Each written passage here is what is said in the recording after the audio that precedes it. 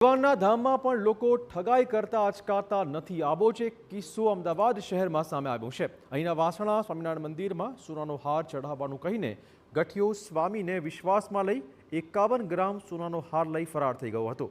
દીકરીને સરકારી મેડિકલ હોસ્પિટલમાં એડમિશન મળશે તો 51 ગ્રામ સોનાનો હાર ચઢાવવાની માનતા રાખી હોવાનું કહીને ગઠિયો સ્વામીને મળ્યો હતો અને 51 ગ્રામ સોનાના હાર બનાવવા માટે ઠગે 6.51 લાખનો ચેક પણ આપ્યો હતો. ત્યારબાદ ગઠિયાએ કહ્યું હતું કે તમે જો હાર બતાવો તો હું મારા પત્નીને બતાવતો આવું. આમ કહીને આરોપી હાર લઈ ફરાર થઈ ગયો. પોલીસે ફરિયાદના આધારે હાર લઈને પલાયન થયેલા ગઠિયાને પકડી પાડ્યો છે અને આરોપી પાસેથી હાર કબજે કરાયો છે. આરોપી મૂળ જેતપુરનો રહેવાસી હોવાની વિગતો છે. તેની સામે અગાઉ પણ છેતરપિંડીના ગુનાઓ દાખલ થયેલા હતા.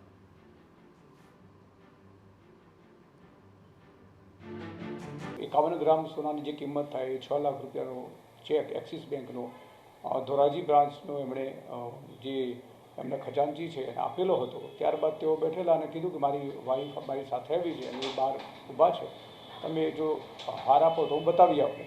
એટલે તેમની પાસેથી 51 ગ્રામનો સોનાનો હાર લઈ નીચે ગયેલા. તેઓ સ્વામીજીને મળેલા અને કીધેલું કે જે 2 જણા બાપુનગરથી આવવાના હતા એને સળિયાવાળી ગાડી અડી ગઈ છે એટલે મારે જવું પડશે એમ કરીને બહાર ગયા અને સ્વામીજી અને જે મંદિરના અન્ય માણસો છે એ કામમાં પરોવાઈ ગયા. એ દરમિયાન પેલા ગઠિયા 51 ગ્રામનો સોનાનો હાર લઈ અને જતા રહ્યા.